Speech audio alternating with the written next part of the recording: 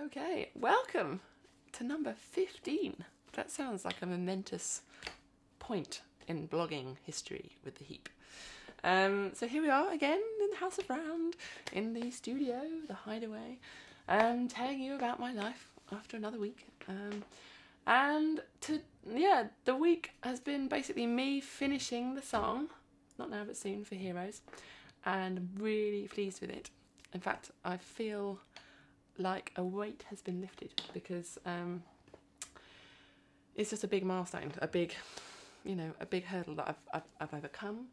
I'm at peace with my studio, and we have become friends, and we have given and taken and taken and given, and then now we have a final piece of work, and we're both very happy with it, aren't we, studio? That's what happens when you spend too much time on your own. You start to talk to bits of plastic and things. So it's really good. I'm very happy with it. And I went to see the Foo Fighters. I went to see it with my friend Richie, who's a very big fan, and I really like them too.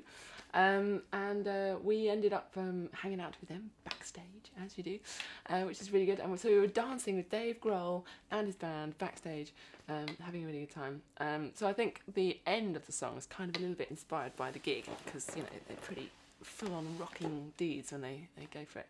And so that the end chorus has kind of turned into a bit of a, oh, that's good, my computer's fallen asleep. Wake up. I haven't got time for this. There you go. So, so let's hear it. So this is the end of the middle eight going into the final chorus. Yeah, what's going on with my computer? It's falling asleep. I'm allowed to fall asleep. You're not.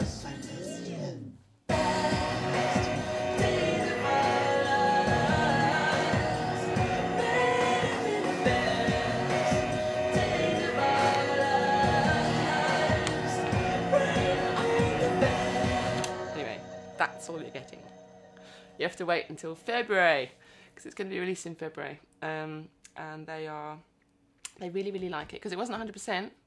Nothing is in this world. Well, it's not even released yet, so we'll find out, I guess, if it really does happen. But at the moment, it's looking good. They all love the song. All the guys at Heroes who are doing it, and the record company who are putting it out, they all really like it, and I think they want to use it for some promotional things.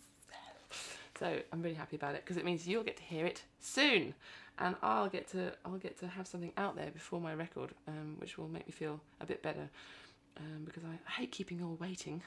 So that's good. And today I agreed to do something at the British Film Institute, National Film Theatre, in March, which is accompanying a silent movie on the piano. So I'm really looking forward to that. That's going to be great. What else? I went to see Kanye West play. My friend Simon Henwood, he directed the stage set, and it was really great. It was obviously very sad as well, because Kanye's mum died recently, and it was very emotional for him and all of us.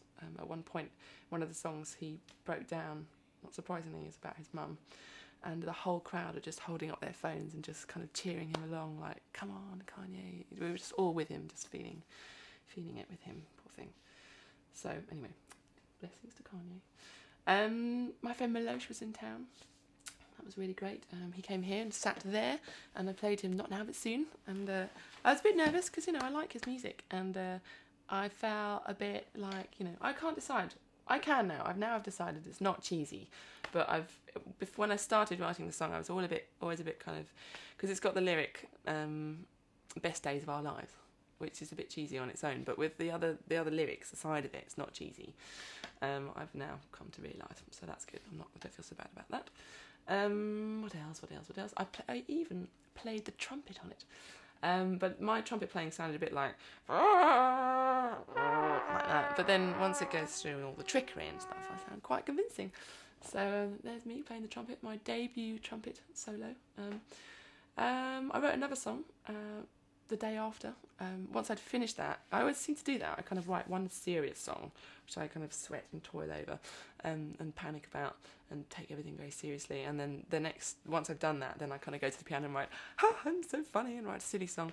So I wrote a silly song called Aha, which is about catching people out at things they say they do, like I'm dairy-free, wheat-free, meat-free, and then next thing you catch them in their hands in a biscuit tin. So, and also about somebody inspired by my next door neighbours, actually. There's a line that's about being all green and kind of like separating their plastics from their cardboard and all of that. But then in the middle of the night, they sneak down into the parking lot and chop down the tree in the car park so they can see their car more clearly. That's so bad. That's about as ungreen as you could possibly get. Cut down a tree so you can see your car. There we go. What else? Jeff Beck gig tonight. I've got a Jeff Beck gig tonight, and my head is just all over the place. That's what happens when I spend like a week in a studio, because kind of blissful creative time, and then you come out and you're like, I've got stuff to do. So Jeff Beck gig tonight.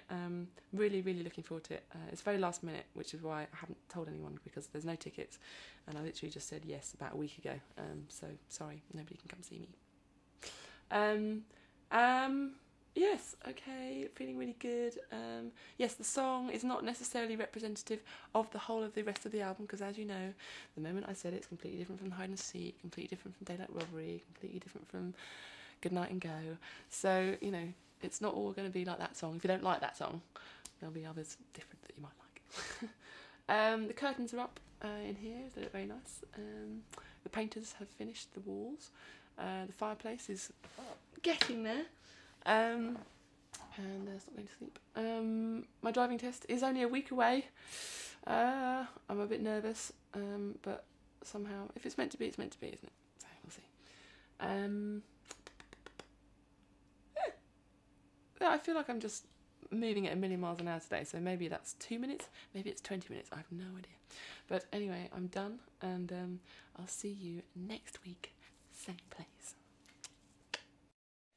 So I completely forgot to mention, which is quite cool, that last week Justin came over and recorded me recording loads of silly sounds all over the house, like radiators heating up and running around the runaround here.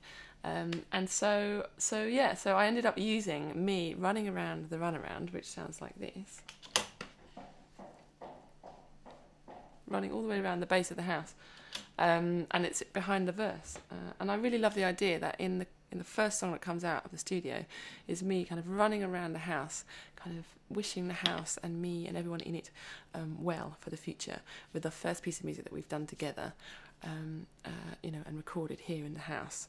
So the house and me running around the outside of it is at the beginning, and it's kind of, so I really like that. It's quite symbolic. So yeah, so the verse sounds like it's like this now. Most beautiful light,